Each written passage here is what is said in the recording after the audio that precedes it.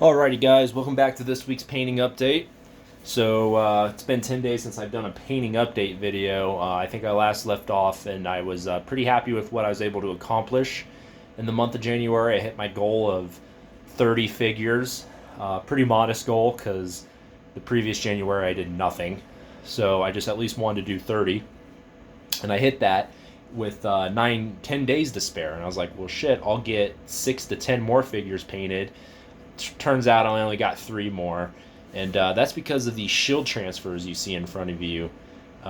These relic shield transfers, holy smokes, they suck.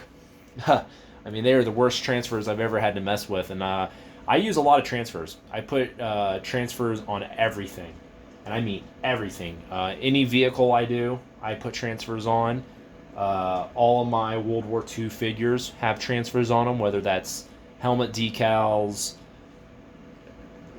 unit patches, decorations, you name it. I put them on my figures to make them as historically accurate as possible. And I've never water slide decals, even the tricky ones from Little Big Man Studios. I've done them all, and these things sucked. They legitimately sucked. They required way more soaking, and they were much more fiddly and were not very resilient. So, and I'll show a close up here of them, of some of the figures here. As you can see, that one in particular, you can see all those white scratch marks. That was from me moving the shield decal around with my brush. And yes, I do have the right products for decals. I have both Microset and Microsol. These are two really great products for decals. A good decal, you shouldn't need them. Water should be fine. But if you want to have a matte, a good matte finish on your decal, and to curve it over weird shapes, or you want to remove a decal or move it around really easily, these are the products for you. Yeah, I use those products, and if you even try and move around the shield decal a little bit, it'll start chipping the actual paint, not paint, but the printed color of the decal off of the decal. So essentially, you have to get it first time correct, or else you ruin a decal. And I ruined 3 decals trying to get them on shields. Out of the 16 I had, I ruined 3. And I was pretty angry because I have never ruined a decal a day in my life. And all the miniatures I put decals on, hundreds, and I mean probably 1,000 miniatures I have that have decals on them. I've never ruined one. And I ruined 3 on this one unit. So I was pretty salty. In addition, the middles have to be cut out with a knife, which is really hard to do because inevitably you're not going to be able to cut with a hobby knife a circle. It's going to end up as a polygonal shape of some sort, and that kind of makes it look like shit and requires a lot of touch up and clean up, and that's compounded by the fact that you can't even move the decal around, because if you do, you're going to destroy it. So it was a headache, and it took like 3 or 4 days to get all, not 16, 13 decals on, because I ruined 3 onto the shields. But I ended up getting them on, and I got everything touched up the best I could. But I can tell you right now, I will never use relic shield decals again. Like, ever, ever, ever, ever, ever, ever again. Like, wouldn't touch them if somebody had a gun to my head. But yeah, that was the woes of that. But you can see here I got the 2 bases, so they're done now. But holy smokes, man, what a struggle. Now, what I was able to get done, in addition to that, were just these 3 horses. So I got these 3 horses painted up actually in just today. I just need to do the metal bits on them. But these are for my command figures for my Romans, and you can see some more of the command figures. The dismounted ones behind them, the mounted ones are in my priming booth. But yeah, this is the horse for a mounted officer. I don't know, a praetor, a tribune, a council, I guess. Because typically when both consuls were at war, it seems one led the cavalry and one led the infantry, is how it typically worked out, because they had to alternate command days.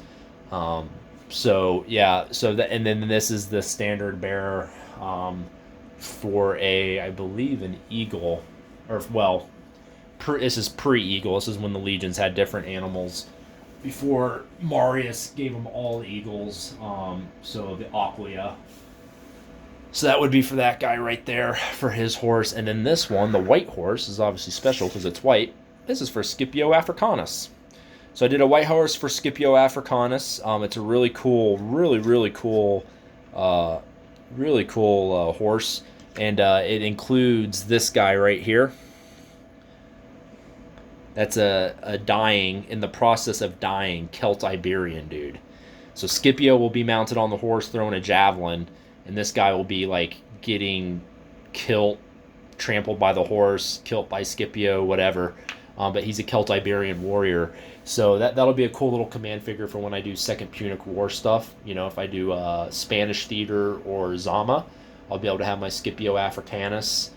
You know, but yeah, so that'll bring, I believe this is going to be 1, 2, 3, 4. It's going to be 4 additional commanders.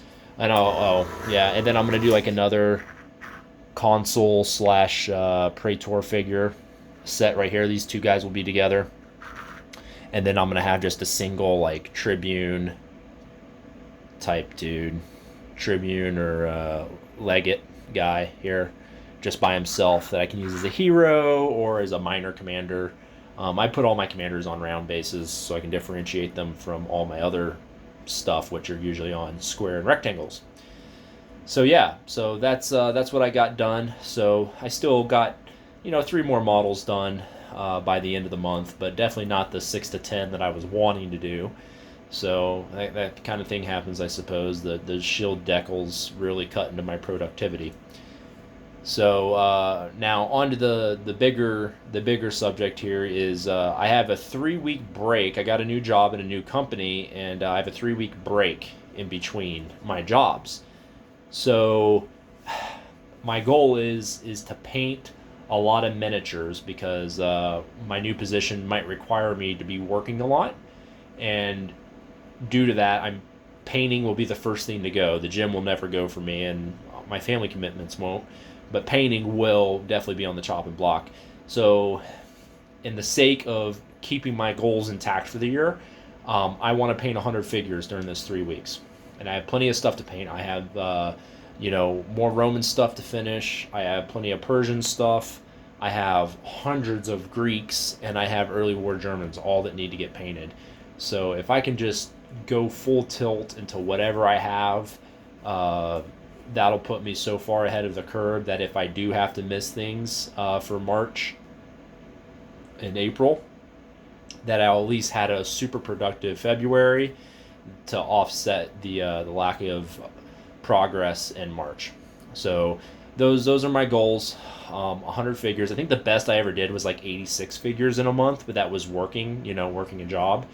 So I think I could do 100 with no job for 3 weeks. If I paint like a few hours every single day with a few days mixed in there with 8-hour paint days, I think I'll be able to do it pretty good. So I'm not the world's slowest or fastest painter. I think I'm like right in the middle. So 100 figures, that's my goal. Hopefully you guys are seeing a lot more painting updates for me as I complete a lot of this stuff. So let me know if you guys think I'm crazy. 100 figures in a week without working, just dedicating a good bulk of my time to painting. So yeah, till then, guys, keep on painting.